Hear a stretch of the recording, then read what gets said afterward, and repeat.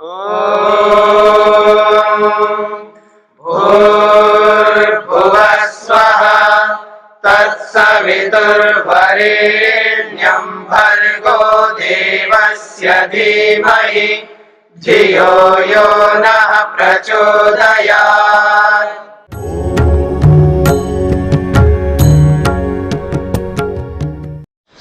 द्रष्टा मया उपेक्षक एको द्रष्टा अहमिति उपरमति अन्या सति संयोगे तयो प्रयोजनम नास्ति सर्गस्य। बहुत अच्छी बात की जा रही है। द्रष्टा मया इति उपेक्षक एक आत्मा जो है पुरुष एक ही है ना, अकेला ही है, केवल है। अभी पीछे कहा था वो केवल है, हमेशा केवल रहेगा।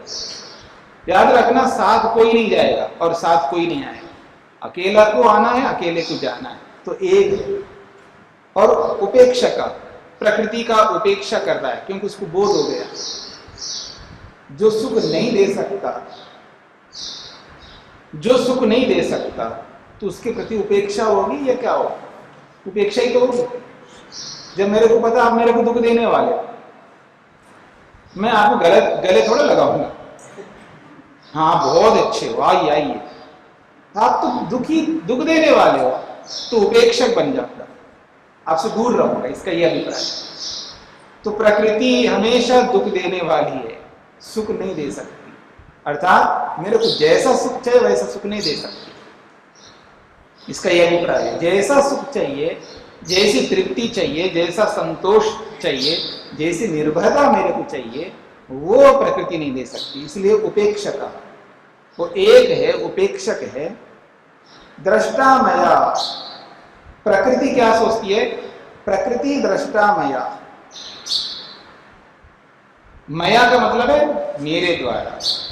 दृष्टा देखा गया, किसको? प्रकृति, प्रकृति को। ये कर्मवाच्य में है ना, तो कर्म जो है कर्म में प्रथमा होती है कर्मवाच्य में, इसलिए दृष्टा जो है प्रकृति का ये विशेषण है। प्रकृति दृष्टा, प्रकृति को देख लिया गया है, माया मेरे द्वारा, यानी प्रकृति देख ली गई है मेरे द्वारा, ऐसा। यानी मैंने प्रकृति को देखा। स्पष्ट हो गई? फिर दृष्टा अहम इति उपरमति अन्या, और अन्या प्रकृति। प्रकृति क्या सोचती है? मेरे को इसने देख लिया, अब मेरा कुछ रहा ही नहीं प्रयोजन, तो अपने आप वो भी हट जाती। मैंने तो देख लिया आपको, अब आप मेरे लिए उपयोगी नहीं।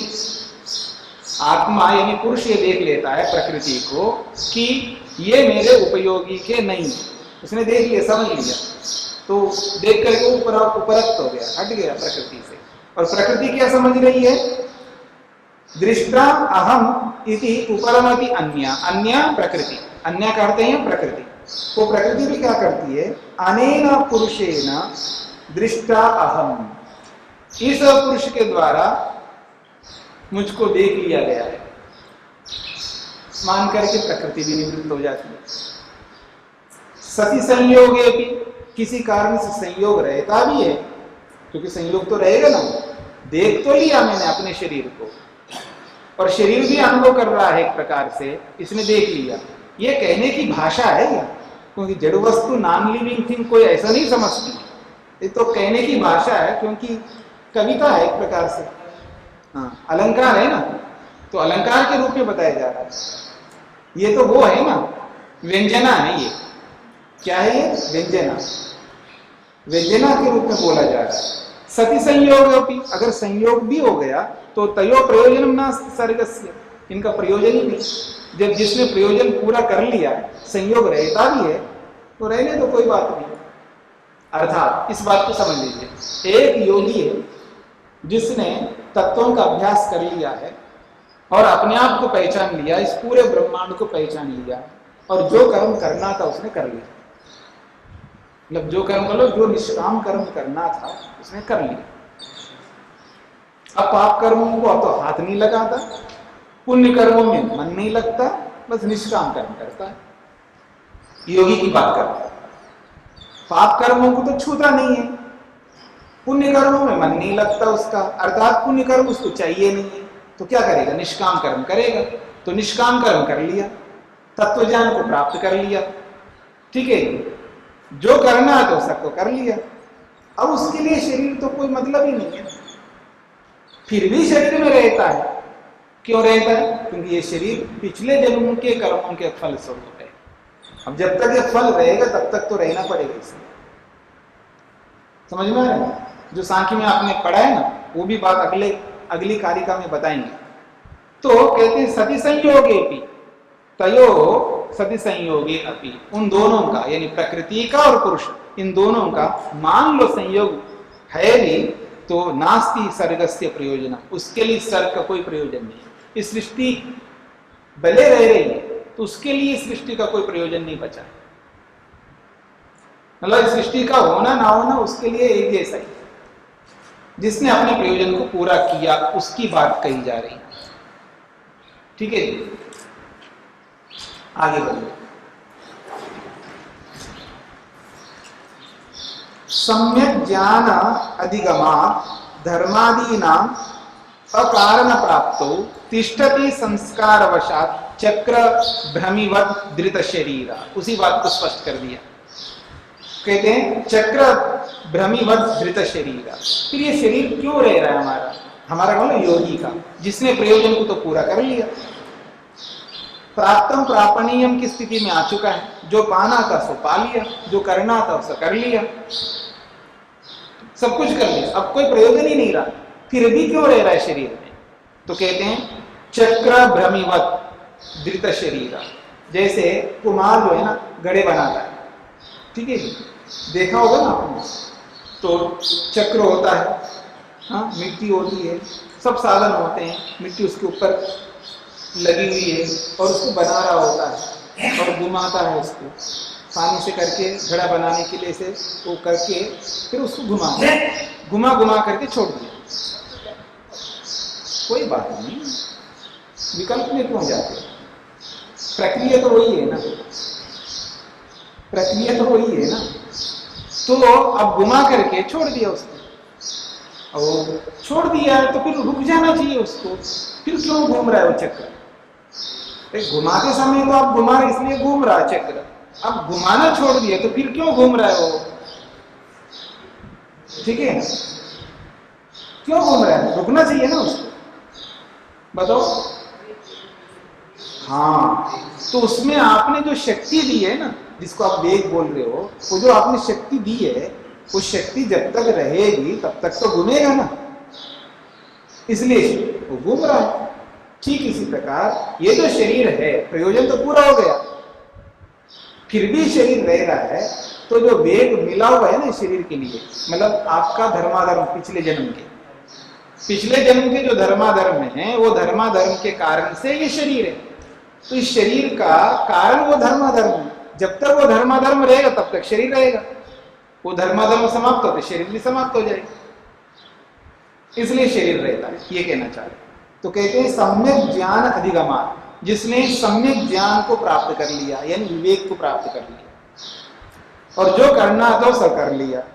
धर्मादि नाम अकारण प्राप्त हो, और धर्मादियों का कोई कर्तव्य नहीं बचा, धर्मादि करने का कोई मतलब नहीं है। अकारण प्राप्त हो यानी उसके लिए कोई कारण ही नहीं बचा, धर्मादियों को करने के लिए कोई कारण ही नहीं बचा, तो अकारण प्राप्त हो, कारण के ना होने पर। फिर भी तिष्ठति, फिर भी ये शरीर बना रहता है, किस कारण से? संस्कार अवशात, संस्कार के कारण से, पिछले जन्म के कर्मों के कारण से। उदाहरण दिया है चक्र भ्रमिवत धृत शरीर। चक्र भ्रमिवत, जैसे चक्र को घुमाने वाला घुमाना बंद कर देता है फिर भी वो चक्र घूम रहा होता है, ऐसे ही धृत शरीर, इस शरीर को धारण करके रखता है जब तक इस शरीर का जो कर्म है वो समाप्त नहीं होते। स्वामी जी, जी, जैसे भगवान बुद्ध को 35 साल की उम्र में ज्ञान हो गया जी, या जीवन मुक्त वो हो गए जी, तो बाकी जो 45 वर्ष रहे, जी, 80 वर्ष तक वो जिए, जी, तो 45 वर्ष तक जो शरीर रहा वो तो प्रारब्ध के अनुसार रहा। जी, जी, बिल्कुल, हाँ जी। प्राप्ते शरीर भेदे चरितार्थत्वात् प्रधान विनिवृत्तौ एकांतिकम आत्यंतिकम उभयम कैवल्यम आपनोति। वो कहते हैं शरीर भेदे प्राप्ते, शरीर भेदे प्राप्ते है शरीर के हट जाने पर, भेद का मतलब है शरीर का आत्मा से पृथक हो जाने पर। चरितार्थत्वात्, क्यों पृथक हो रहा है? उसका अर्थ जो प्रयोजन है वो चरित हो गया, यानी पूर्ण हो गया। चरितार्थत्वात् प्रयोजन की पूर्ति हो जाने से प्रधान विनिवृत्त हो और प्रकृति हट गई है, तो उस स्थिति में कैवल्यम आपनोति, कैवल्य को प्राप्त होता है। कैसे कैवल्य को? तो कहते हैं एकांतिकम आत्यंतिकम उभयम।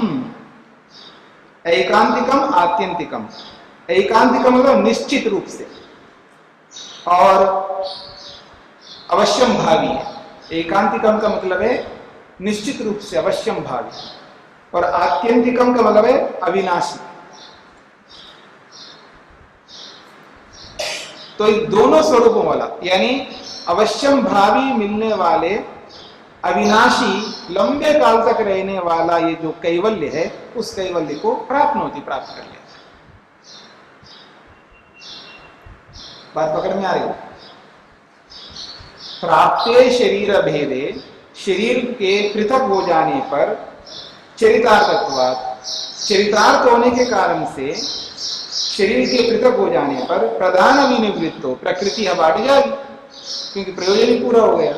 तब दोनों स्वरूपों वाला ये जो कैवल्य है, एक तो अवश्यम भावी यानी निश्चित रूप से प्राप्त होने वाला ये कैवल्य, और आत्यंतिकम जो अत्यंत मतलब लंबे काल तक रहने वाला ये कैवल्य, ये प्राप्त हो जाता है उस योगी। पुरुषार्थ ज्ञानमिदं गुह्यं परम ऋषिना समाख्यातम् स्थिति उत्पत्ति प्रलया चिंत्यन्ते यत्र भूतानां। अब तो पूरा हो गया, अब उसका उपसंहार कर रहे हैं।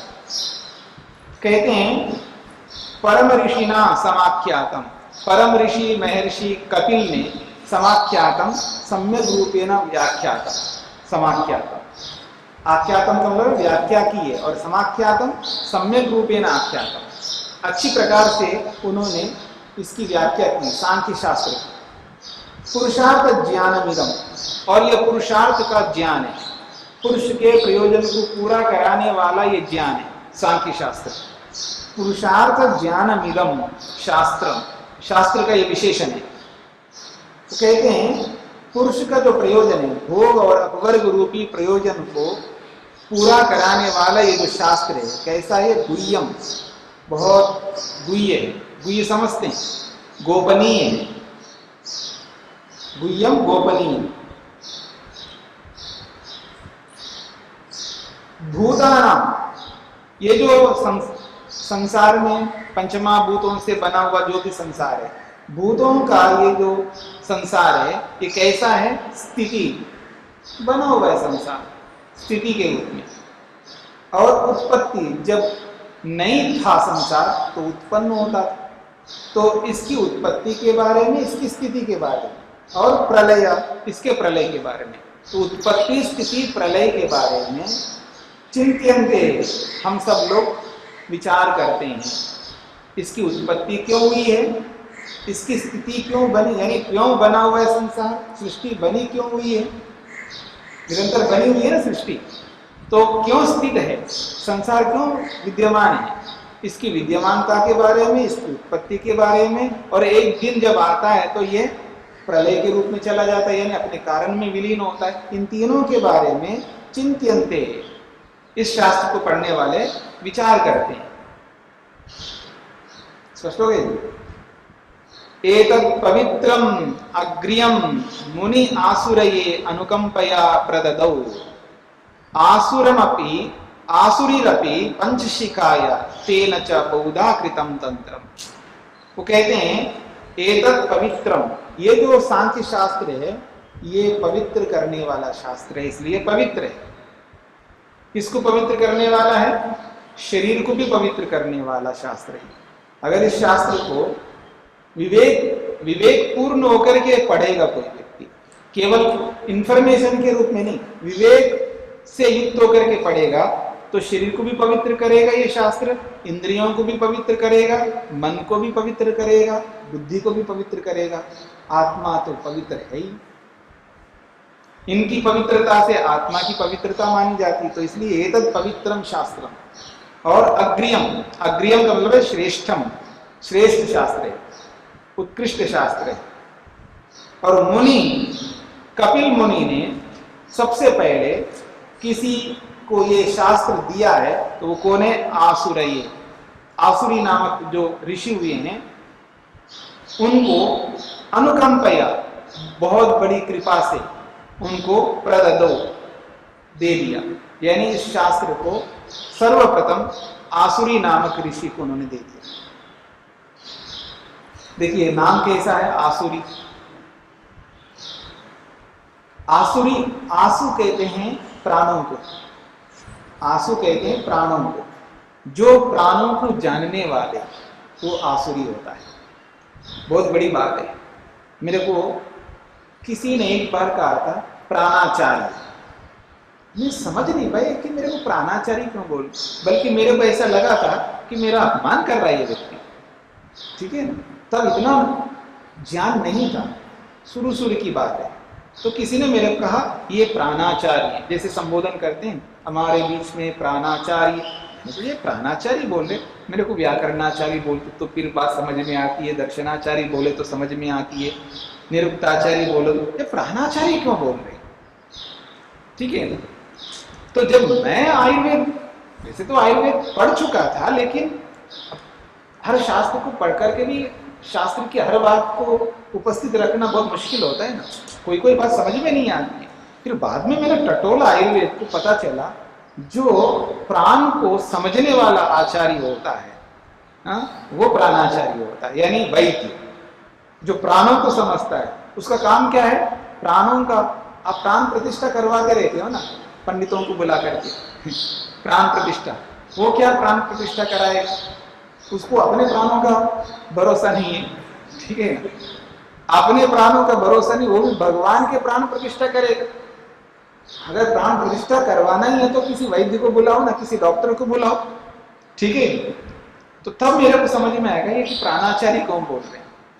प्राण का मतलब है प्राण, जो हम जी रहे हैं जिनके कारण से, और उन प्राणों को कैसे बनाए रखना, इस विद्या को जो जानता है वो प्राणाचार्य, आयुर्वेद विद, ठीक है, आयुर्वेद आचार्य। तो ऐसे ही ये आसु कहते प्राण, जो प्राण विद्या को जानने वाला था, प्राण विद्या में जो बहुत कुशल था, एक्सपर्ट था, उसको आसुरी कहते। तो ऐसे आसुरी नामक ऋषि के लिए सबसे पहले ये सांख्य शास्त्र कपिल मुनि ने प्रददो दिया है। आसुरी अपि पंचशिकाया, और उस ऋषि ने अपने शिष्य को, पंचशिक नामक एक ऋषि हुए हैं, उस ऋषि के लिए उन्होंने फिर वापस दे दिया। देखिए रखता नहीं आदमी, हम लोग आज क्या करते, रख लेते इसलिए परेशान होते हैं। इधर से लेना इधर देना है, मेरी बात समझ रहे हैं। हम क्या करते हैं, लेना तो जानते और देना नहीं जानते, सबसे बड़ी समस्या हमारे जीवन में। हम बटोरने में लगे हैं लेकिन देने में लगे नहीं, लेते तो हैं पर देते बिल्कुल नहीं। मेरी बात समझ रहे हैं। इसलिए उन्होंने क्या किया, आसुरी को दे दिया, और आसुरी ने रखा नहीं, उन्होंने दे दिया दूसरे। तो कहा पंचशिक आया, उन्होंने दूसरे को दे दिया, पंचशिक को। तेन च बहुधा कृतम तंत्रम, और उस पंचशिक आचार्य ने इस शास्त्र को बहुधा, बहुत प्रकार से विलक्षण और करके, इसमें और मुर्गियां लगा लगा करके, मुर्गियां समझते हैं ना, और इसको विशेषित करके, बहुधा का मतलब है इसको अनेक प्रकारों से विशेषित करके इस तंत्र को कृतम बनाया, विस्तार किया। शिष्य परंपरा आगतम ईश्वर कृष्णेन। अब इस ग्रंथकार ने, इस ग्रंथ को लिखने वाले कौन है? ईश्वर कृष्ण नामक व्यक्ति ने लिखा इस ग्रंथ को। तो कहते हैं शिष्य परंपरा, शिष्य की परंपरा से, कपिल ऋषि से लेकर के, आसुरी से लेकर के, पंचशिक से लेकर के, अब फिर पंचशिख से जिसने प्राप्त किया उस विद्या को, ऐसे करते करते परंपरा से ईश्वर कृष्ण तक पहुंच गए, और ईश्वर कृष्ण तक पहुंच गए, ऐसा कहना चाह रहे। शिष्य परंपरा आगतम, शिष्यों की परंपरा से मुझ तक आ गया है ये शास्त्र, ये विद्या मेरे तक आ गई है, ऐसा कह। आगतम ईश्वर कृष्णेन, ईश्वर कृष्ण के पास में ये विद्या आ गई। और मैंने क्या किया, यानी ईश्वर कृष्ण ने क्या किया, वो कहते हैं एतद आर्यवी संक्षिप्तम आर्यमतीना सम्यक विद्याय सिद्धांतम।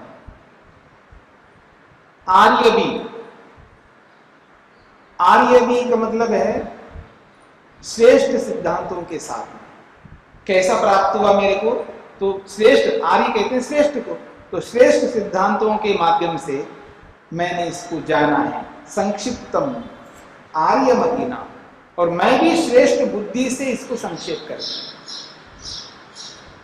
आर्य भी मतलब श्रेष्ठ सिद्धांतों से प्राप्त इस विद्या को, यानी उन शिष्यों की परंपरा से श्रेष्ठ सिद्धांतों को मैंने प्राप्त किया, उन श्रेष्ठ सिद्धांतों को संक्षेप कर दिया, और 70 कारिकाओं में 70 श्लोकों में रख दिया। इतने बड़े कपिल ऋषि के इस ग्रंथ को, सांख्य शास्त्र को मैंने, अर्थात ईश्वर कृष्ण ने, इस ग्रंथ को बनाने वाले ने ये कहा है कि मैंने इस आर्य सिद्धांतों को प्राप्त करके आर्यमति से, यानी श्रेष्ठ बुद्धि से संक्षेप कर दिया। कैसे, सम्यक विज्ञाय सिद्धांतम, और इस सिद्धांत को बहुत गूढ़ता से, माइक्रो करके, विवेक से इसको जान करके इसको और संक्षेप कर दिया, 70 श्लोकों में रख दिया, ऐसा कहना चाह रहे हैं। इसलिए कह रहे हैं सप्तत्याम किल ये अर्था ते अर्था कृत्स्नस्य षष्टितंत्रस्य आख्यायिका विरहिता परवाद विवर्जिताश्च। कहते हैं सप्तत्याम, 70 कारिकाओं वाला ये ग्रंथ कैसा है, 70 कारिकाओं वाला ग्रंथ है ये। और ये अर्था संति, और जितने भी अर्थ हैं सत्व रज तम से लेकर के महतत्व, अहंकार, मन, ज्ञानेन्द्रियों, कर्मेंद्रियों, तन्मात्राओं और पंचमहाभूतों, उन सबको लेकर के वहां 25 तत्वों के माध्यम से ये अर्था संति, 25 तत्वों वाला जितना भी बड़ा अर्थ है ते अर्था, वो सारे के सारे अर्थों को कृत्स्नस्य षष्टितंत्रस्य, ये जो सांख्य सिद्धांत है, सांख्य शास्त्र है, ये षष्टि तंत्र भी कहलाता है, यानी 60 प्रकार के पदार्थ है इसके अंदर, 60 प्रकार के विषय इस ग्रंथ में, तो इसलिए इसका नाम षष्टि तंत्र, षष्टि कहते हैं 60 तत्वों से युक्त शास्त्र को षष्टि तंत्र कहते हैं। तो संपूर्ण इस षष्टि तंत्र को मैंने जाना है, समझा है, और 70 श्लोकों में, कारिका का मतलब श्लोक, 70 श्लोकों में इसको रख दिया। और कैसे रखा है समझा रहे हैं, आख्यायिका विरहिता, आख्यानों से हटा करके, उदाहरणों, प्रत्युदाहरणों, कथाओं को हटा करके मैंने मूल सिद्धांतों के रूप में रखा, विस्तार नहीं किया मैंने, ऐसा कहना चाहते शास्त्रकार।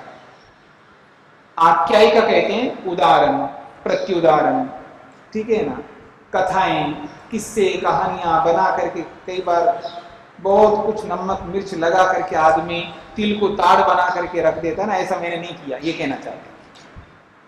कई बार व्यक्ति तिल का ताड़ बनाते ना, ये कहावत समझा, सुना, मुहावरा है नहीं, तिल का ताड़ बनाना, मतलब एक आदमी आ रहा था उधर, बरसात का मौसम था, बरसात आई थी, रात को आई थी, ऐसे रोज आ रही थी, रात को भी आ रही, अब सुबह सुबह जो है वो आ रहा है।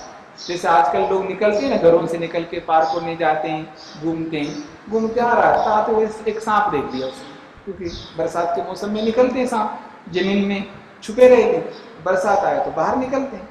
एक सांप है इतना सा लंबा सा, थोड़ा सा ऐसा, इतना सा, मतलब यहाँ से लेके यहाँ तक मान लीजिए, इतना लंबा सा सांप जा रहा था, देख लिया उसने आकर के, बहन जी मैंने एक सांप देखा, वो इतना लंबा था, ठीक है ना।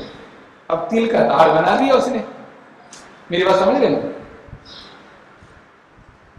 वहां बेर देखा जी, बेर इतने बेर, अरे बाप रे, इतना बेर है, देखा इतने बेर और बता रहे इतना वह, ठीक है।